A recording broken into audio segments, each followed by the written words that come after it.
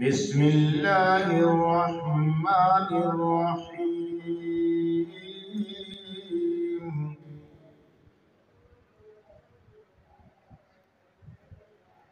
لقد كان لكم في رسول الله أسوة حسنة صدق الله العظيم وصدق رسوله النبي الكريم الصلاة والسلام على سيد الرسل وخاتم النبيين وعلى آله وصحابه أجمعين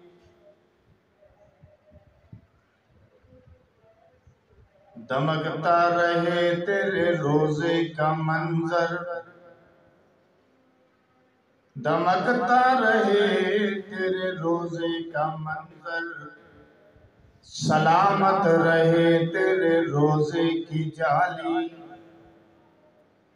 دمکتا رہے تیرے روزے کا منظر سلامت رہے تیرے روزے کی جالی ہمیں بھی عطا ہو وہ شوق ابو ذر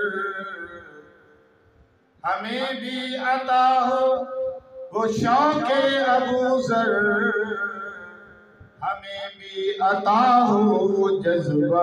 بلالی یا ربی صلی وسلم دائما ابدا علی حبیبک خیر الخلق کلہم وهو الحبیب الذی ترجى شفاعته لكل حول من الأحوال مقتهب اللهم صل على محمد وعلى آل محمد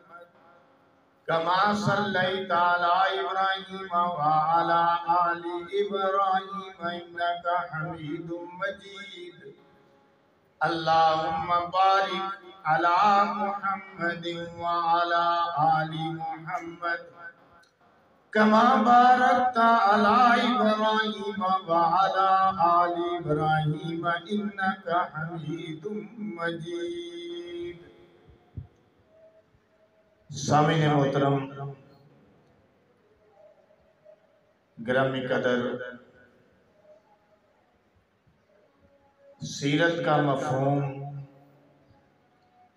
اپنے اندر بڑی وسعت رکھتا ہے اس لیے سیرت کا اطلاق عقائد عبادات معاملات اخلاقیات اور اس کے علاوہ ہر اس چیز پر ہر اس کام پر ہوتا ہے جو حضرت محمد صلی اللہ علیہ وآلہ وسلم نے کیا جو کچھ آمنہ کے لال نے کہا اور جس کام کو کرتے ہوئے دیکھا لیکن منع نہیں کیا اسی کو سیرت کہتے ہیں ہمارا دعویٰ ہے کہ حضور صلی اللہ علیہ وسلم صرف رسول ہی نہیں صرف نبی نہیں بلکہ کامل اکمل مکمل جامع صفات انسان بھی ہیں کہ ان جیسا نہ آج تک آیا ہے نہ اللہ نے پیدا کیا ہے اور نہ قیامت تک کوئی پیدا ہوگا اس دنیا میں ہدایت کے لیے انسانوں کی ہدایت کے لیے اللہ نے بے شمار پیغمبر بھیجے انبیاء بھیجے رسول بھیجے جن کی تعداد آپ علماء سے سنتے رہتے ہیں، کم و بیش 1,24,000 انبیاء کرام، 1,24,000 انبیاء کرام تشریف لائے، اولو العزم رسول بھی تشریف لائے، مگر کسی رسول نے بھی، کسی قوم کے ہادی نے، کسی قوم کے نبی نے، رہنما نے یہ نہیں کہا، یا اس کے متعلق یہ نہیں کہا گیا کہ ایک مکمل نمونہ ہے، ایک مکمل لاہہ عمل ہے۔ یہ فخر صرف اور صرف یہ جامع صفات صرف اور صرف آمنہ کے لال، آمنہ کے در یتیم، اللہ کے محبوب امام الانبیاء محمد الرسول اللہ صلی اللہ علیہ وسلم کو حاصل ہے کہ اللہ نے آپ کو تمام انسانوں کے لیے، قیامت تک کے انسانوں کے لیے، تمام بنی نوع انسان کے لیے رہنما بھی بنا کر بھیجا، رہنما بھی بنایا، رہبر بھی بنایا، اور آپ کو کامل نمونہ بھی قرار دیا۔ لَقَدْ كَانَ لَكُمْ فِي رَسُولِ اللَّهِ أُسْوَةٌ حَسَنَةٌ، جس کے متعلق خالق کائنات نے اپنی آخری کتاب کے اندر اپنے آخری رسول کی صفات کے بیان میں یوں فرمایا، وَمَا أَرْسَلْنَاكَ إِلَّا كَافَةً لِلنَّاسِ بَشِيرًا وَنَذِيرًا، ہم نے آپ کو تمام انسانوں کے لیے بشیر بنایا، نذیر بنایا، خوشخبری سنانے والا بنا کے بھیجا، اللہ کے عذاب سے ڈرانے والا بنا کے بھیجا۔ یہ اس لیے ارشاد فرمایا کہ آپ کو اللہ نے نمونہ قرار دیا، لَقَدْ كَانَ لَكُمْ فِي رَسُولِ اللَّهِ أُسْوَةٌ حَسَنَةٌ، یعنی آپ تمام بنی نوع انسان کے لیے ایک کامل نمونہ، صرف نمونہ نہیں بلکہ کامل نمونہ۔ ان کی سیرت ہر قسم کی صفات سے مزین ہے۔ آپ کی سیرت میں ایسے موتی ہیں، ایسے گوہر ہیں کہ جس سے ہر انسان سبق حاصل کر سکتا ہے۔ ہر شعبہ ہے زندگی سے تعلق رکھنے والا انسان ان کی سیرت سے سبق حاصل کر سکتا ہے۔ ہر ایک انسان کے لیے آمنہ کا در یتیم بہترین نمونہ۔ اگر میں یوں کہوں تو بے جانا ہوگا کہ اگر ایک زاہد ہے تو رسول اللہ کی سیرت میں اس کے لیے نمونہ ہے، اگر ایک بادشاہ ہے